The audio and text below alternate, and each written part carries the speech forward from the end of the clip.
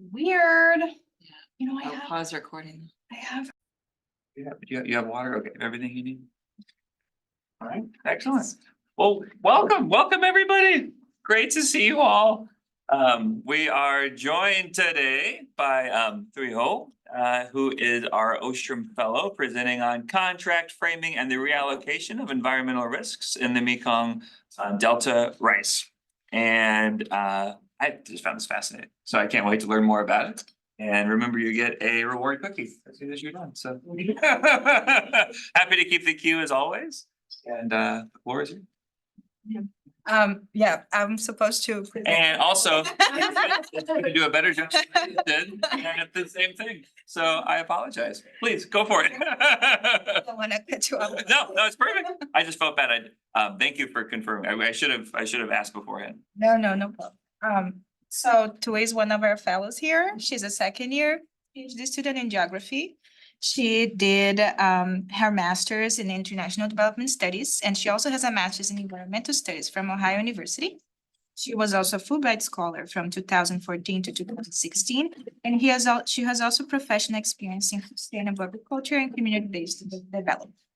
Today, she's going to present two outcomes of her research, a documentary film, and also the research findings in forms of a journal article.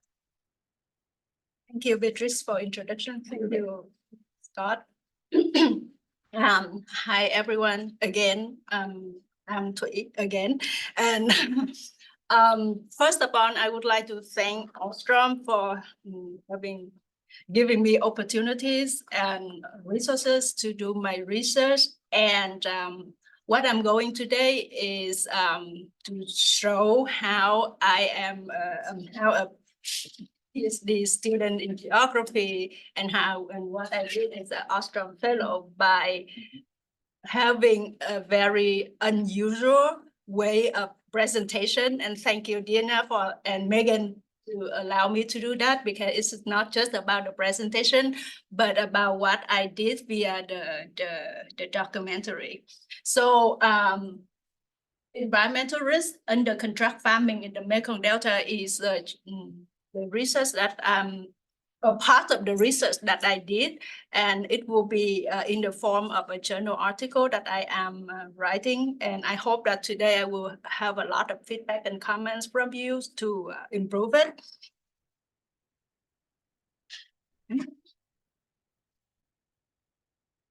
Technical problem. Oh, here it is. Perfect. So the Mekong Delta here is in Vietnam, and the Mekong Delta is considered a rice bowl of Vietnam and the world, because Vietnam is the third world largest rice exporter.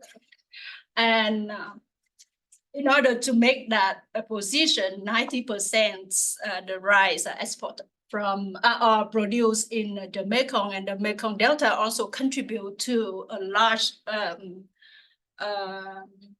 amount of aquaculture products and fruits products to the world.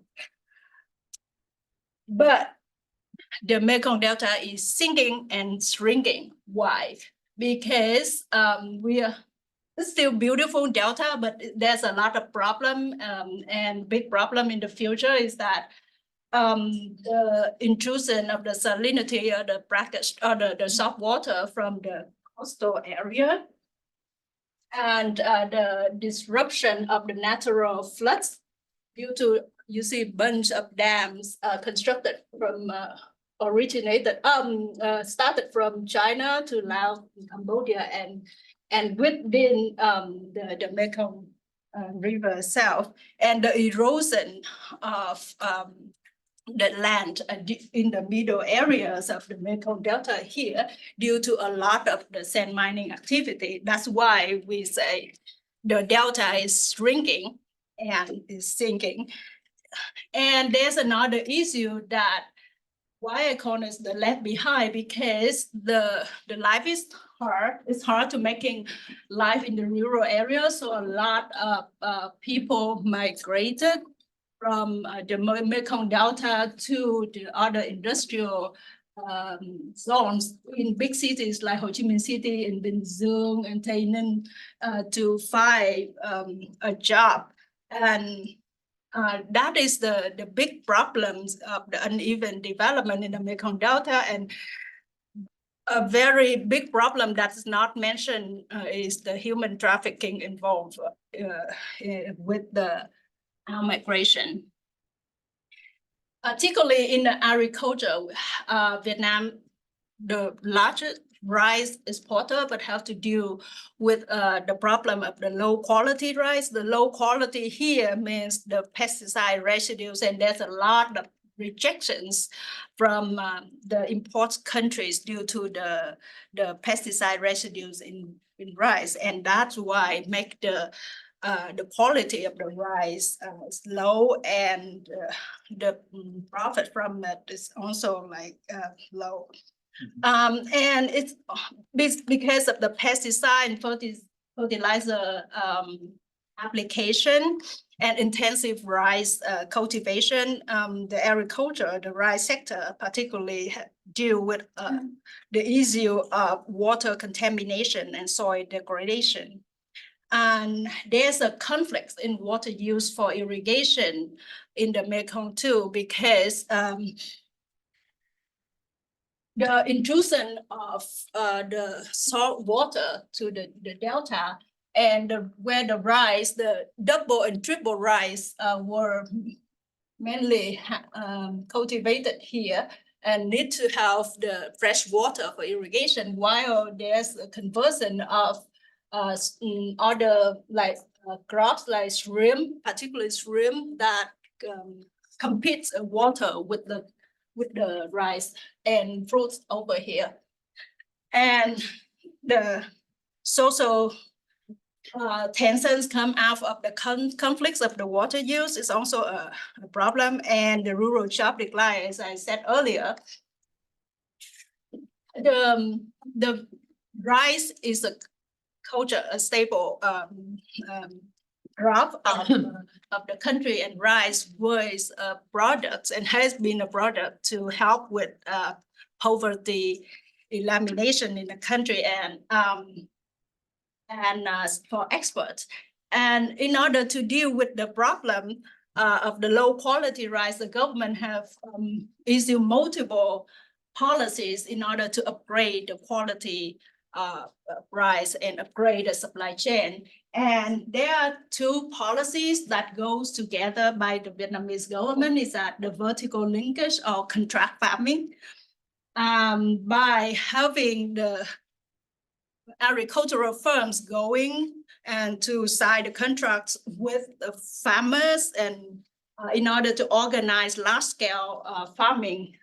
And together with that is the collective economy, is a type of cooperatives which is a continuation of the old model of collaborative or cooperative in the past, which was painful. And now they call the new type of the cooperative, where they basically established by the government, established by the farmers, but actually is backed up by the government. And this, the cooperative center contract farming is actually get the agribusiness firm to switch from signing the contract with individual farmers, but to the cooperatives, in order to reduce the transaction cost of the company, and with the idea that they will see it as the market imperfection remedy, which means they will give the farmers the access to the market, access to the inputs, access to credits, which they don't have in the country. Is it a successful model? We don't know yet. We don't have the answer yet. So I'm trying to find if there's any benefit come out of it, or it's not. We don't know. I don't know. But there is a stress with the just recently, just November last year, the government continued to issue another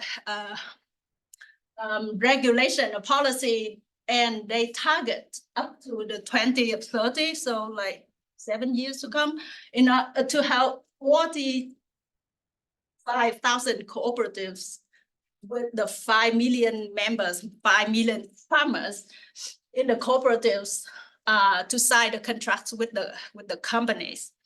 And they try to push in like the target of 1 million hectare of rice that they call the high quality rice under the contract, which means these have to work with the agriculture companies, agri farm.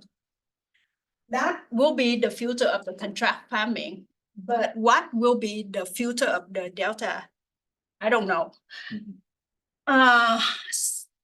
So when I was in the field and collect my data and talk to people, and I saw like different problem, and I was thinking, what will I do when I come back and write my paper, and who gonna read my paper? And we all know that in academia, it takes like years in order to publish a paper, and who are going to read it? And it's in English. Who in my country going to read it? So I was thinking of being, maybe because my background development, and I was like, okay, thinking of being an Ostrom Fellow, I should do something. And so I came up with the idea of making a documentary in order just with the two targets. The first is that to target the local news, so people will know about the issue better. Secondly, maybe it's a form of teaching material, and which actually came into practice because there was a professor in the Kentucky University where I did my bachelor. He's also a climate expert, and he wanted me to give him the authorization to use this as a teaching material. So I invite you to watch this documentary. It's 11 minutes. I hope that you don't feel asleep. don't sleep.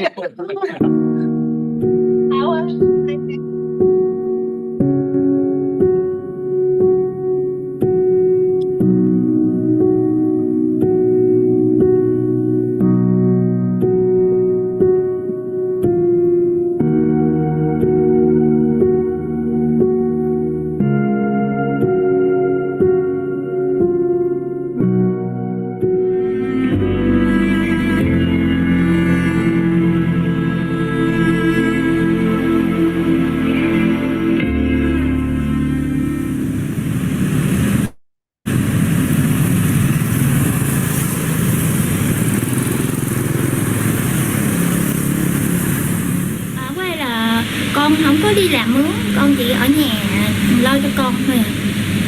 Nên là con cũng có thu nhập nhiều. Ở đây thì tháng cũng được tầm, nếu mà con đi làm đủ luôn á là tháng con cũng 11-12 triệu. Ở dưới quê là tháng chắc con kiếm được 5 triệu không có nữa. Tại làm lúa dưới quê mình phải có vốn, với lại mình phải có đất nhiều á cô. Nếu mà đất ít làm cũng không có dư nhiều, đủ sống thôi. Dạ, làm lúa thì cực hơn, tại vì ở trong đây chỉ mình làm trong mát thôi cô. Nhưng mà làm đây thì nó áp lực hơn là ở dưới quê. Ví dụ như mình làm sai rồi á thì bị cấp trên la đồ. Với lại thức khuya rồi cũng mà. Tại vì con đi làm một bữa là cả ngày nữa phải đi. Nhớ ai đi về miền đất phương Nam, trời xanh mây trắng soi dòng Cửu Long Giang. Tôi được có 4 đứa con, mà 3 đứa cháu nó ở với tôi thì cha mẹ nó đi làm ở trên Bình Dương, rồi ở nhà đưa đón cho tụi nó đi học. Rồi ở này đi học thì ông ngoại nó đưa, mưa thì cổng đi ra ngoài lộ má rồi mới chạy xe đi, rồi mưa thì ông ngoại nó cổng lên lưng gì đó, mặc đồ mưa rồi vô. Thì tôi thì cũng bệnh đau suốt mà, rồi ổng hôm rồi ổng nằm chở trời ơi Tôi cũng bệnh mà sáng là nó phải dậy sớm nặng ngày lo thuốc men rồi cho ngoại nó đó, rồi lại cơm nước cho nó rồi đưa nó đi học. 5 giờ 4 giờ mấy 5 giờ thức dậy vậy đó, thì đang chuẩn bị. Bình thường bà không bệnh thì bà làm, bà xã đi làm. Bây giờ bà bệnh, đó nay bà bệnh, bây giờ để tôi làm tiếp bà. Mệt rồi bà đâu có làm nổi đâu. Tổng diện tích hết này được 5 công coi rồi, nuôi còn lại là 2 công ngoài mặt nước vậy đó, nuôi tôm lúa. Mà nuôi tôm mấy năm nay tôi là ở đây cỡ 4 năm nay là đều lỗ. Nhiều đây cho nuôi lỗ không à. Làm lúa thì mùa rồi vừa rồi ra bị mưa quá cái nó bị gãy cổ giá cũng thất mùa. Mưa quá mưa cái tôi bơm nước mà bơm không kịp luôn á, đầu cấy xuống mà yếu quá nó chết. Chiều thì ra ăn uống xong thì cũng tắm rửa, rồi nó vậy trời ơi dữ lắm, để ra nắng ra nôi tôi nói kêu la tối ngày. Rồi có thằng nhỏ này nó ở với tôi từ 1 tuổi tới giờ, năm nay nó 3 tuổi 4 tuổi rồi.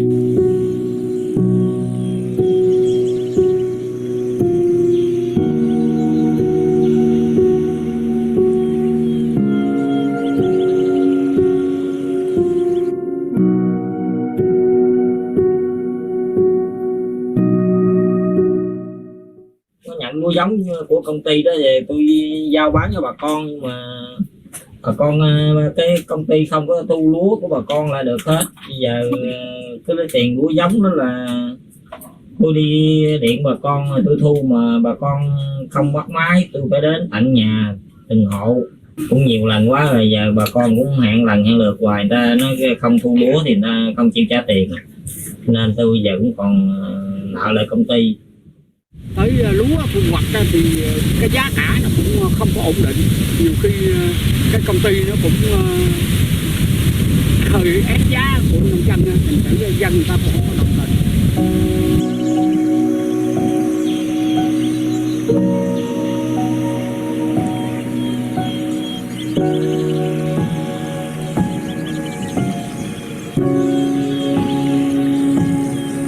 Thì trong năm 2020 thì cũng tuyên truyền vận động bà con để đẩy mạnh cái chuyển dịch cây trồng vật nuôi kém hiệu quả sang đó là nuôi một vụ tôm trồng một vụ lúa.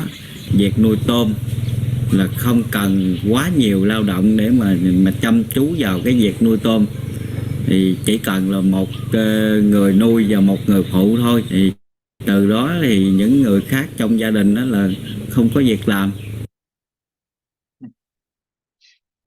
Ví dụ ruộng người ta bên trung bên đây, thấy không? Người ta phải đào cái mương bự ra thoát nước, rồi ở bên mình mình sợ thì mình phải ốp bên mình lên cho cao đặng đừng nước tràn qua, chứ hổm cầu tràn qua đặng này quá trời, nó tràn lúc bên này nè, cái tràn cũng tới đó đó, cái la rồi bắt đầu đào lại người ta thua, ta kêu lên. Bởi vì ở ngay chỗ này á là không có vô quy hoạch là nuôi tôm, cũng như là 2 vụ lúa 1 vụ màu.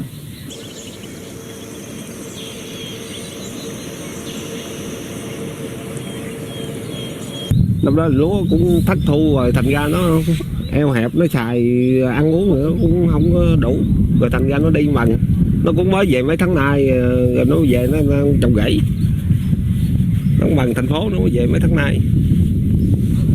Bây giờ nó mới đi mấy tháng nay nó làm, trời làm cho nó cái gì cô cũng không gạnh nữa. Mày hỏi biết không nó thì biết làm vậy thôi, người ta bao ăn bao ở 1 tháng 6 triệu rồi xong.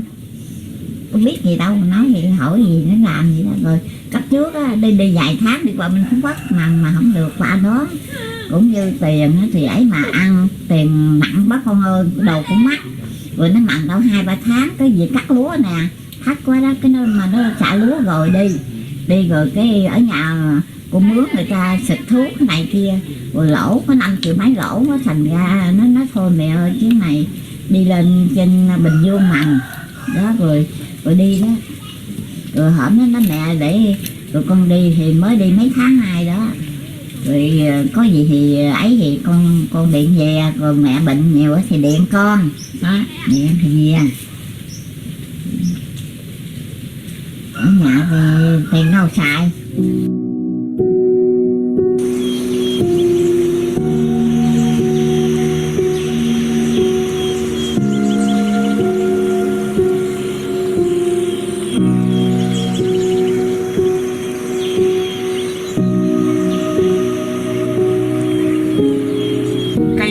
Cái hôm rồi tôi có đi tập huấn ở trên tỉnh thì ở trên Liên minh hợp tác xã tỉnh ta cũng có nói, cái ủy ban tỉnh cũng có nói ra sau đó, mấy ổng là đề xuất là để sinh viên tốt nghiệp đại học hay là cao đẳng gì đó để về phụ giúp cho hợp tác xã, thì cái phần lương bổng đó thì cái đó nhà nước người ta hỗ trợ, nhưng mà nói chứ cũng chưa có đưa gì được. Nói chung thì đây là một cái đề án lớn của tỉnh để thực hiện cái việc mà đưa những cái mà trí thức trẻ về để phục vụ cho cái địa phương, cũng như là đặc biệt là cái hợp tác xã.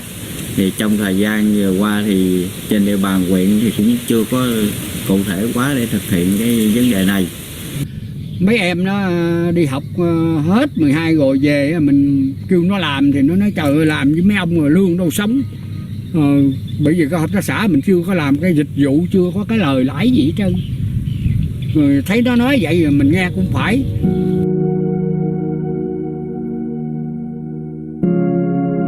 Chưa nói chuyện với mẹ không? Chạy lên sập quay. Giờ hỏi thăm mẹ mày coi. Mốt thôi nó không điện mình luôn. Biết này vô đây nè. Hả? Cái gì? Thăm mẹ coi. Nam làm cái gì, chị ăn cơm gì chưa? Họ nói đàng hoàng. Giết có lì quá trời lì luôn. Không nói thôi. Nhớ thì dạ, nhớ thì điện chứ sao giờ. Lúc đầu thì đi nó nhớ, nó còn điện nhiều, chứ giờ giống như là nó quen. Ở với ông bà nó quen á, còn ít điện. Điện nhiều khi không thèm nói chuyện luôn. Dạ Tết con mới về, tại vì đây về dưới xa. Nhỏ gái con á thì thích ở bên nội, còn thằng trai thì thích ở bên ngoại. Nên là thằng trai nó ở bên ngoại không mà. Có hồi Tết năm rồi con về cái đi, nhỏ gái khóc quá trời luôn, không cho đi, trốn nó đi á, trốn nó 3 lần mới đi được á.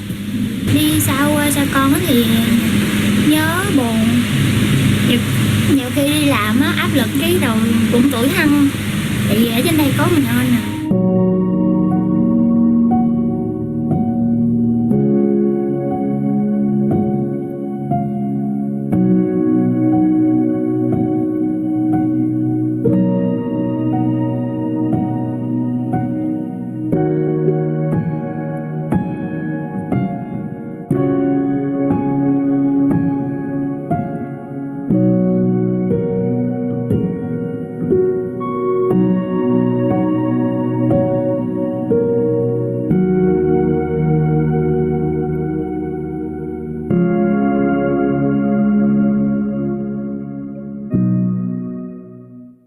Về phương Nam ngắm sông ngâm ngùi, thương mảnh đời như lục bình trôi.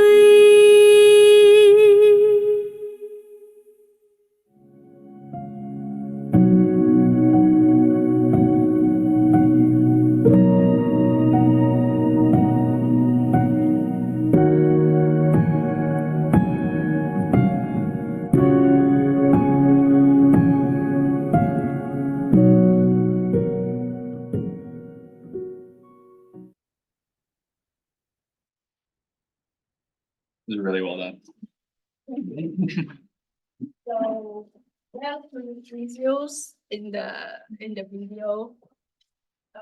Contract farming, indebtedness, environmental risk, water conflict, rural youth migration, and it inspired me to do next with my. I finished as a student. That's just I did as someone else, but as a student, I just finished my my dissertation chapter on contract farming, and I will try to develop two journal articles out of it, one of which was I will go present today. And the next, I think I will, that's inspired me to do with the research on the rural migration from the Mekong Delta.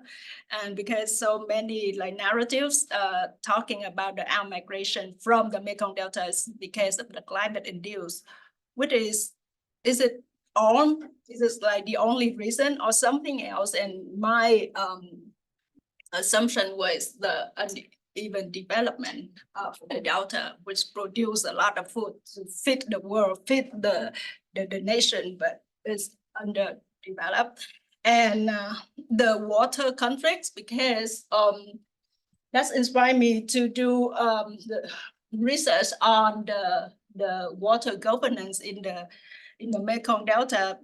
The government is implementing the participatory irrigation, which basically allow people in some certain area to manage the water, the irrigation themselves. Is it a model of polycentric governance, which is very much like Ostrom explore, right? But I don't know. I will have to explore it, and the changing in the water flow and the water governance there really impact to the life of the people in the Mekong Delta, not just the crops. So this is my agenda for my PhD, hopefully. Yes, and now I'm back to the traditional mode of presentation. My first research issue, contract farming, and my first journal article is working paper to explore how contract farming allocate environmental risk and social tension. These are my. So I asked myself, what is the impact of the cooperative center contract farming, and how it impact to the environment, how it's articulate environmental risk and impacts on the farmer livelihood, and what is the role of the states in this model, because they see it as a remedy for the market imperfections. So what they going to do with that, or what they have done with that. And I use collective action literature as my framework, and also because it focuses on the cooperatives, how the collaboration are made. And but it's more than that. I have to think about the power relations between the different actors, the states, the farmer is the center, and the cooperatives, the states, the agribusiness firm, and the market, to see how these relations really shape the contract farming and the contractual arrangement. And this is what I did last summer. So I interviewed different actors in order to have a full picture of contract farming in the Mekong Delta, and I also interviewed the youth as a preliminary study of how what the young people in the Mekong Delta need and what they want, and how we can help in order to help them to stay and make a living in the area. And so these are the findings from my research. Contract farming did help increase the income of the farmers in some areas with the condition. These are all the conditions that it make it work or not work.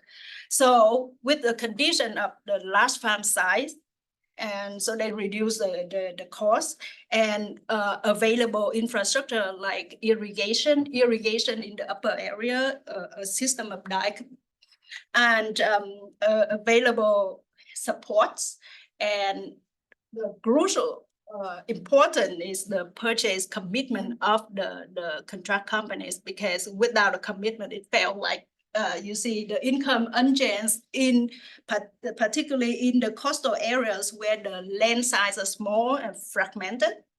And there's a problem of the salinization and the risk of the weather and unavailable infrastructure, like you see in the documentary and like you see before, that there's a conflict in the water, and the salt water come in and influence the rice farm, and that so rice farmer over there cannot make an income of it, and they there's a unreliable commitment of the companies too. When they come and they see the rice quality is impacted by the weather, and they reject to buy the rice. So that's why the farmer got lost and indebted. Indebted here is the company who signed the contract has prerequisites that require the farmers to use their inputs, but then they don't buy the rice.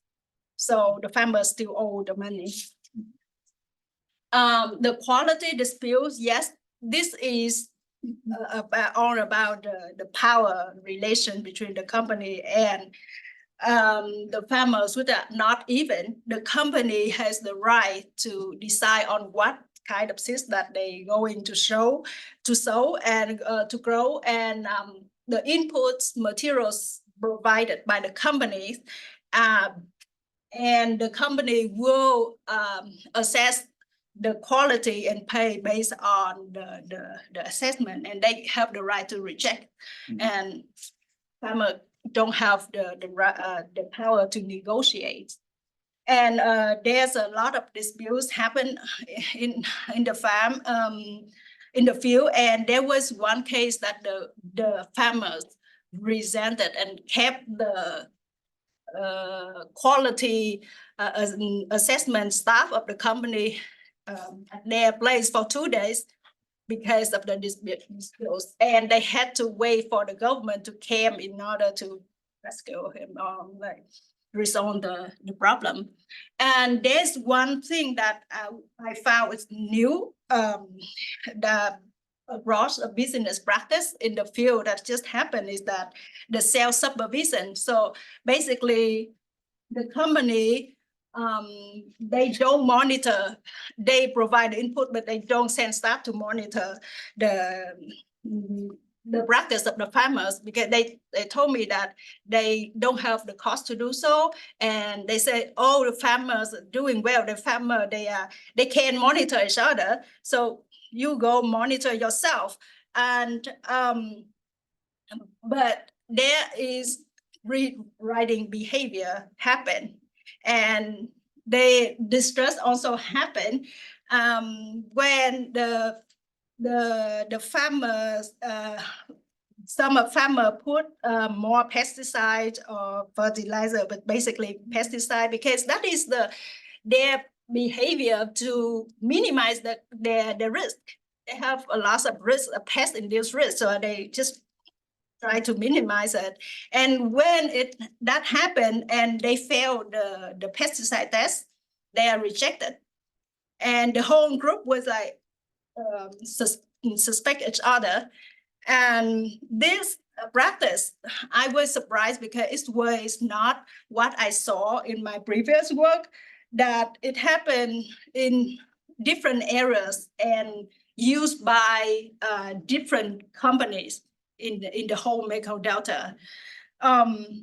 So this is a new thing that I discovered from the agri firm that stir the chaos in the area, and that has a consequence too, because they put more pesticides.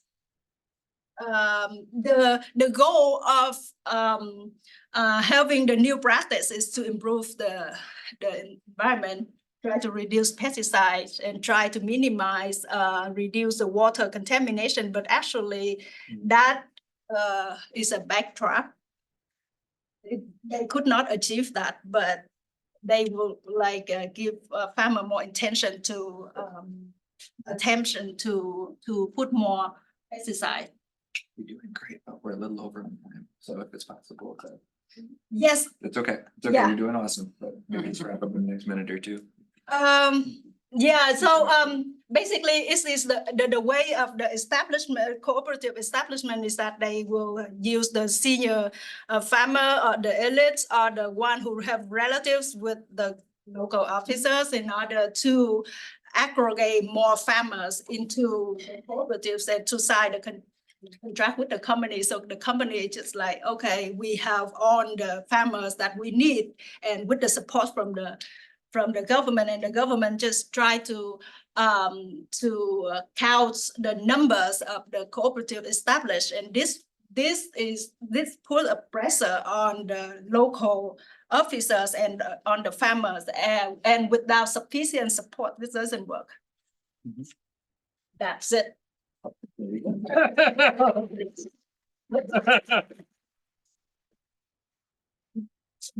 Thank you, Thuy. I'll be taking questions, so. I think is there a question in chat? I can help monitor the chat. That's Yeah, helpful. know how to. Yeah, no, it's okay. Let me pull it up here. Janet? This was amazing. Thank you so much. The documentary was really well done. I learned a lot. I had a question about, so smaller farmers tended to get, if they didn't have a good quality of rice, contract got rejected and the rice didn't get bought. In that case, what happens to that rice? I was just wondering what happens to those individuals that have to pay back the collective, but then what happens to the rice that they cultivated? Did that get distributed through somebody else, or? Two things. So for the rice that rejected, the company, some company can still buy, but with a very low price. Or like last year, the entire area, the rice from entire area were rejected, and they had to sell out to the market for the animal feed, or just to retain it at home and home consumption.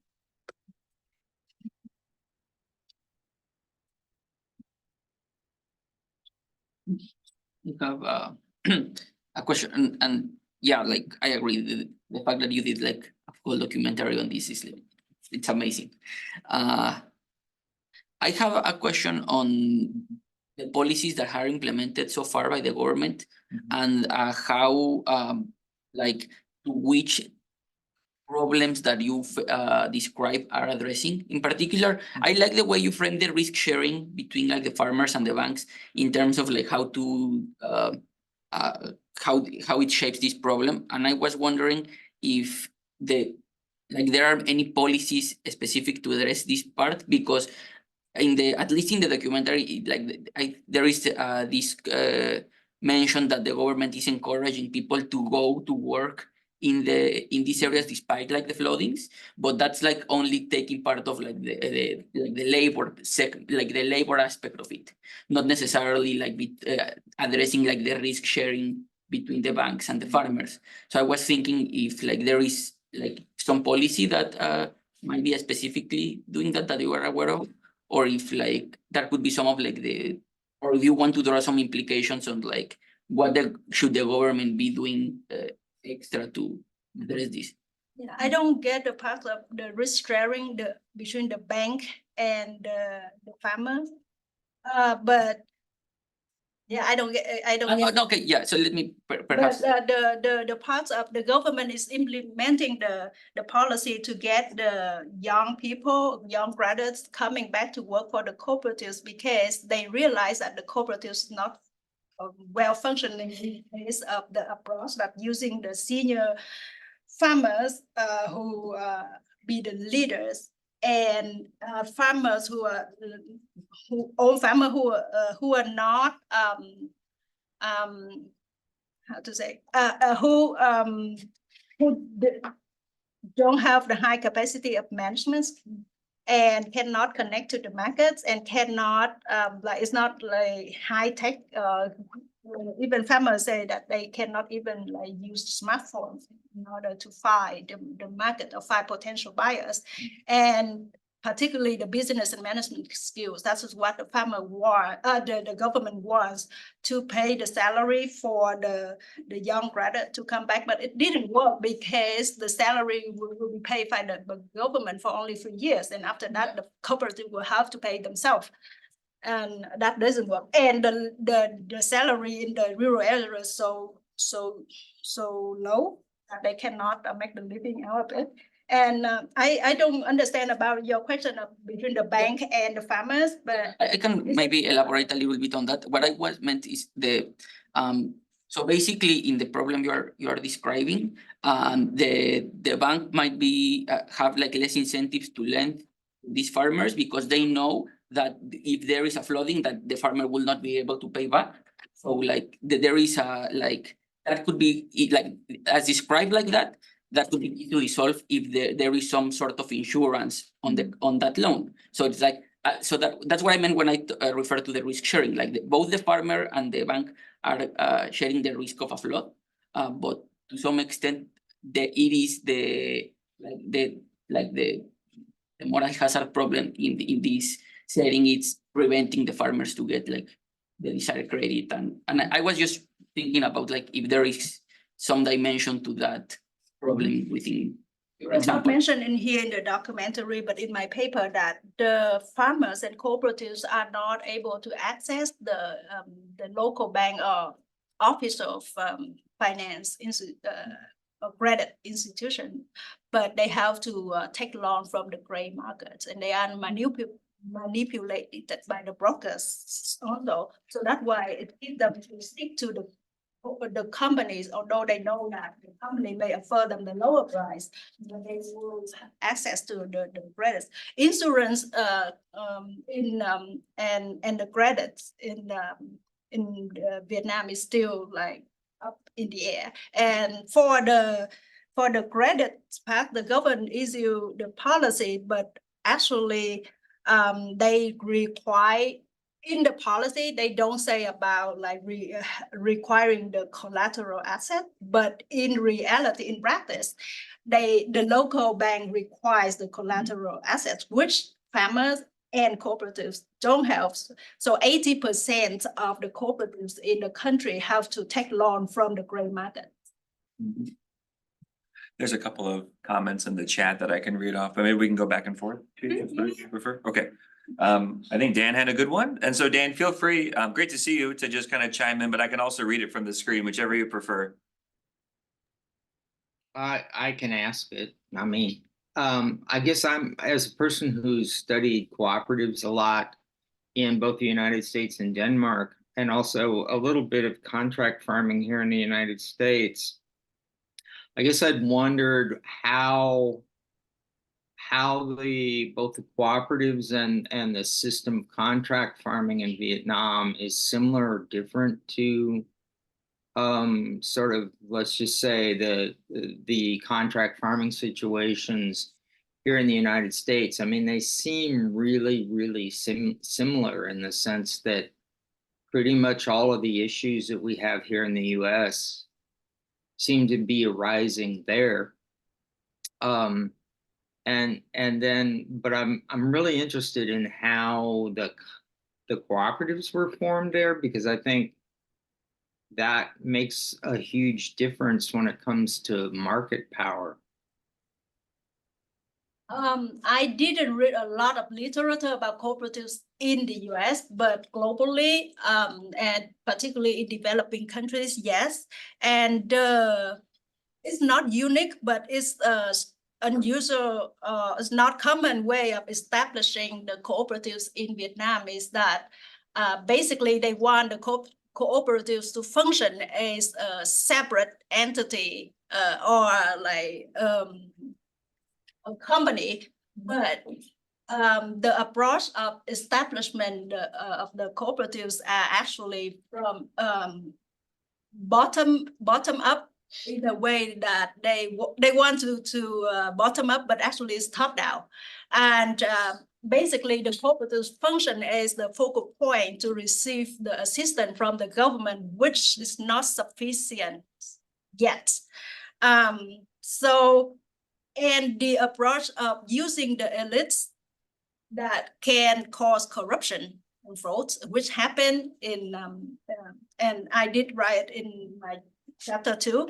And because of the senior farmer who are not, who do not have knowledge of the markets and do not have the skills, business and management skill that cannot make it happen as the government wanted. Yeah, and I guess maybe I'm misunderstanding why I guess I fail to see how contract farming doesn't work totally against everything that cooperatives stand for. I mean, they are like the total opposite of ways to put together a farming organization at a national level. Because the whole focus of a cooperative is to provide market strength for individual farmers. But the whole focus of contract farming is to rob farmers of that strength. And it just, I just can't quite seem to get my head around why anybody would be surprised that this whole thing is not working. Yeah, I get it. And back again, and if it's not clear, I will try to make it clear in my thank you in my paper. But what the policies and the approach of establishing the cooperatives here that make the cooperatives and the farmers more vulnerable into the power relations, and they create a monopoly too, because the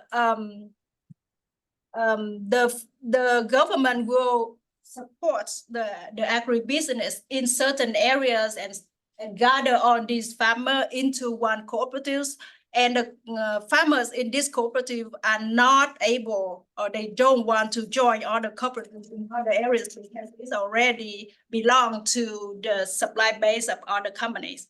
So that is the whole relation, the power relations that make the farmers in certain or particular area depend on the on certain area business firm, and that undermine their bargaining power and strength. So what you're saying is that they're not really cooperatives, they're basically cartels organized by the international companies who ship rice. The word cartel, I'm not using it. Yeah. Well, it just strikes me that what you're describing is not in any way, shape, or form a cooperative. Well, I think we'll continue the conversation, Dan, but if it's okay, I know there's a lot of other folks who want to chime in and we only have about 10 minutes left. It's a really important point though, so I hope we can continue that dialogue. So it's Charlie, then Chad, then Gustavo. So yeah, we might need to do a lightning round pretty quick, but Charlie's next. I know there's three quick things. The documentary, the closing was really powerful for me. Sure was, right? Really brought it to life. Secondly, and you're gonna get tired of me here because I'm gonna be raising IASC, the International Association to Study the Commons, probably every session. There's a thematic that's growing is that maybe you've heard before from Dan DeCaro, who's been here, state reinforced self-governance. And there's a thematic that's kind of around policy in the Commons. And there's going to be an event at WA 7 right afterwards. It's going to have a bunch of these people thinking of this. So if you're here, my question, I guess I had several, but I didn't quite track what you're going to do next. Thank you. You did. You said it, and I didn't absorb it. But as a geographer, I found myself thinking a little bit when I was here 25 years ago, doing GIS related work with institutional analysis, I came up with a concept called institutional landscapes. And it seems to me this is a very complex case. You've got a lot of different dependent variables you could look at. But I was wondering about the geographic structure of the institutional designs that you've been describing, and how that might connect to the ecological issues you were raising. That's a really complicated question, but I guess it was really more next steps, because it sounds like you're going back. And I'd wanted to hear a little bit again about research question 2 and maybe anyway.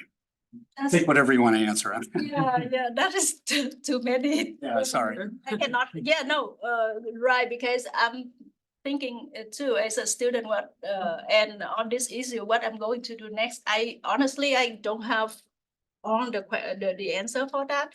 What I was thinking is very practical on the ground, that what I'm going to do on this thing. And I was, the other side, me was try to coordinate with people on the ground. And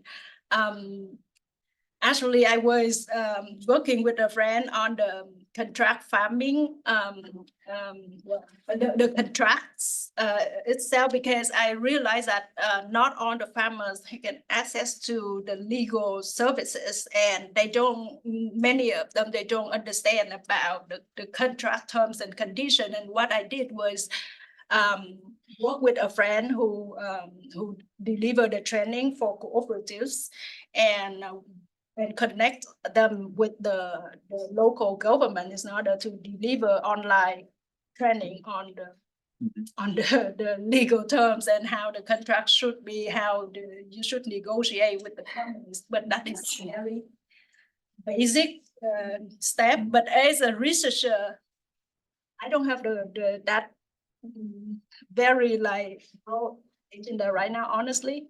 But I will have to think about that. Maybe lightning round, what do you think? And then we'll be able to hang out afterward too, so we can continue, but. Yeah. Okay, so very, very interesting topic and presentation. I'm checking here Vietnam exports from 2011 to 2022. So that 10-11 period, Vietnam multiply export by a factor of 3.7.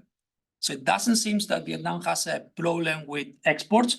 If you check rice, essentially it's stagnation, right? That's exactly what I would expect from a country going through a health of a modernization process. People are moving to more productive sectors that are highly valuable in the global economy, and they're going out of these sectors with lower productivity. And that's the main story. And people are moving out of rural and agricultural areas. That's exactly what is going on in every country as you develop. So I am checking here the US. In the US, almost 8 million people work in agriculture and related activities at the end of the Second World War. And now it's 2 million. So essentially, pretty much nothing at the margin will be highly affecting these successful development trends, essentially. And we'll continue. Yeah, good context.